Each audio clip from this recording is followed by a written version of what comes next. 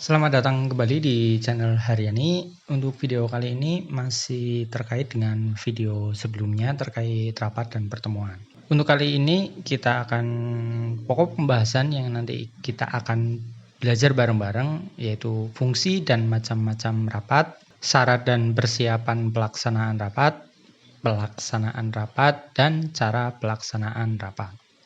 Kita masuk dalam fungsi dan macam-macam rapat. Untuk fungsi rapat itu ada beberapa ya. Yang pertama itu forum menemukan solusi permasalahan. Untuk yang kedua, menyampaikan ide, informasi, pernyataan, dan perintah. Untuk yang ketiga, forum demokrasi agar semua pihak berperan aktif. Yang keempat, forum komunikasi dan koordinasi antar peserta rapat dalam organisasi. Dan yang kelima, sarana negosiasi dan menampung aspirasi peserta rapat.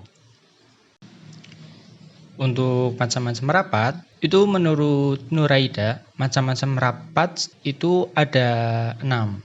Yaitu rapat berdasarkan tujuan, rapat berdasarkan sifatnya, rapat berdasarkan jangka waktu, rapat berdasarkan frekuensi, rapat berdasarkan hubungan dalam organisasi, dan rapat berdasarkan pelaksanaannya. Kita masuk dulu di rapat berdasarkan tujuan. Untuk rapat berdasarkan tujuan itu ada tiga pokok atau 3 jenis ya.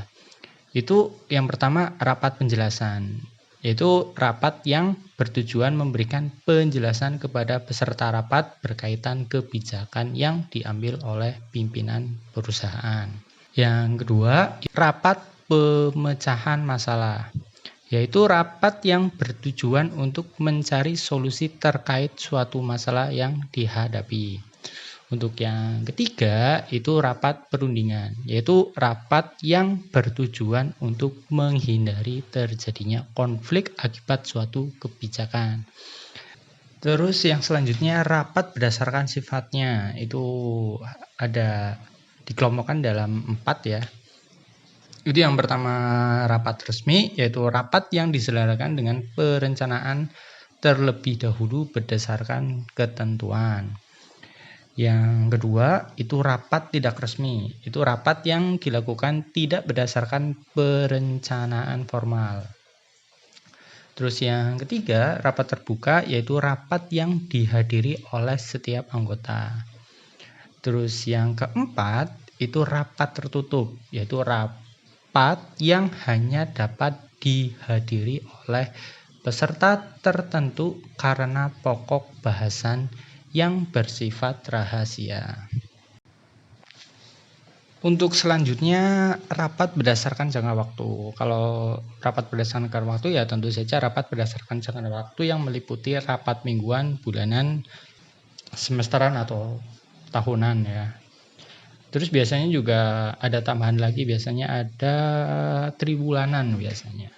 Biasanya ada mingguan, bulanan, tribulanan, semesteran, dan tahunan. Biasanya ada kategori yang seperti itu. Mungkin ini kurang tambahan, ada tribulanan.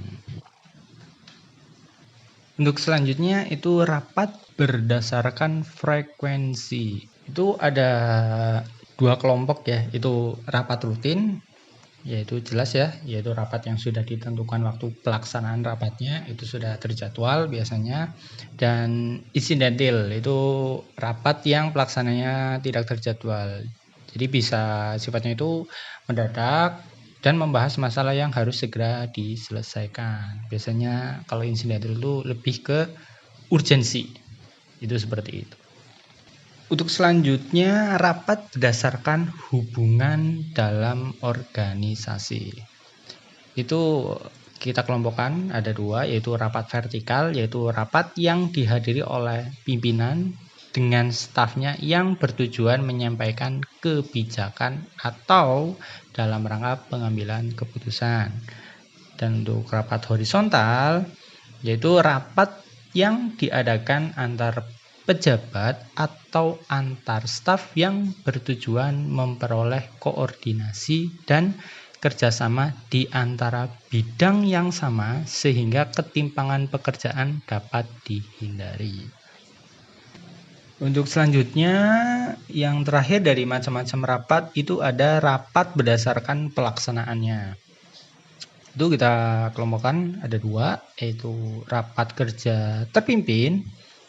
Itu rapat yang pimpinannya memegang kendali atas jalannya rapat. Untuk yang kedua itu rapat kerja terbuka, yaitu rapat yang pimpinannya tidak memegang peran utama dalam pengambilan kebijakan. Justru peserta rapat diberi kesempatan secara terbuka untuk memberi saran dan juga masukan. Kita masuk di prinsip penyelenggaraan rapatnya ya. Yang pertama ada alasan penyelenggaraan rapat. Yang kedua masalah yang akan dibahas. Yang ketiga peserta. Yang keempat lokasi. Yang kelima waktu penyelenggaraan, dan yang keenam itu mekanisme atau tata cara rapatnya. Masuk ke persiapan rapat, itu membuat agenda rapat dan susunan rapat. Untuk selanjutnya menentukan peserta rapat, membuat undangan rapat, membuat daftar hadir, menyiapkan bahan rapat yang nanti akan dibahas, terus persiapan alat dan bahan rapat yang nanti akan digunakan, mempersiapkan ruang yang nanti akan digunakan rapat juga, entah itu penempatan tempat dan segala macamnya, terus penginapan dan juga transportasi jika itu dibutuhkan dalam acara rapat, terus konsumsi dan persiapan terakhir yang memang diperlukan. Kita masuk ke pokok pembelajaran bareng yang selanjutnya itu pelaksanaan rapat. Untuk pelaksanaan rapat terdiri dari 5 aspek ya. Itu yang pertama itu ada masalah yang harus dipecahkan. Yang kedua, partisipasi aktif dari peserta rapat. 3, ada pimpinan rapat. Nah, untuk pimpinan rapat ini ada hal-hal yang perlu diperhatikan ya dalam memimpin rapat. Itu salah satunya itu mengetahui tugas pokok dan fungsi pimpinan rapat. Untuk yang kedua itu memahami batasan bahasan rapat agar nanti tidak terlalu melebar kemana-mana. Terus yang ketiga itu memahami tujuan diselenggaranya rapat. Yang keempat itu menyiapkan notulen. Dan yang kelima memahami perencanaan prosedur rapat. Untuk aspek yang keempat itu ada notulis. Isi notulis atau notulen ini terdiri dari waktu dan tempat rapat berlangsung. Untuk selanjutnya ada daftar peserta hadir. Terus ada nama pemimpinan atau pimpinan rapat. Terus yang selanjutnya itu ada hal-hal penting seputar bahasan rapat. Terus juga untuk fungsi notulen itu sendiri itu antara lain sebagai bukti apabila suatu saat ada masalah. Terus yang kedua sebagai sumber informasi bagi peserta yang berhalangan hadir saat rapat. Untuk fungsi yang ketiga itu sebagai acuan rapat pada pertemuan selanjutnya. Untuk fungsi yang keempat sebagai dokumen penting yang disusun berdasarkan kronologis. Kita masuk aspek pelaksanaan yang kelima yaitu ada peralatan, perlengkapan, dan media tulis. Kita masuk ke pokok pembelajaran selanjutnya yaitu cara pelaksanaan rapat. Untuk cara pelaksanaan rapat itu kita ada 2 yaitu teknik membuka rapat dan teknik menutup rapat. Untuk teknik membuka rapat itu yang pertama kalimat pembuka harus menarik atau berkesan bagi anggota rapat. Untuk yang kedua kalimat dapat membangkitkan motivasi anggota rapat. Untuk yang ketiga kalimat pembuka berisi gambaran mengenai masalah yang akan dibahas dalam rapat. Yang keempat memberikan penekanan terhadap tujuan rapat. Dan yang kelima, menggunakan kalimat yang jelas dan tidak bertele-tele. Untuk cara pelaksanaan rapat yang kedua yaitu teknik menutup rapat. Pertama, menyusun kesimpulan. Yang kedua, kalimat penutup harus jelas dan singkat.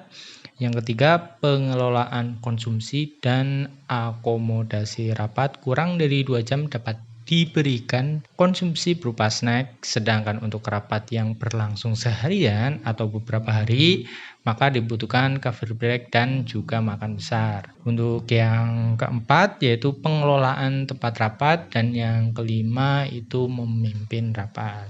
Ya begitu teman-teman terkait video kali ini, part kedua untuk rapat dan pertemuan. Semoga bermanfaat dan mohon maaf jika ada penjelasan mungkin yang kurang atau salah. Teman-teman bisa perbaiki atau kasih saran di kolom komentar. Mungkin itu aja dari kami. Terima kasih yang udah nyimak dan bye-bye.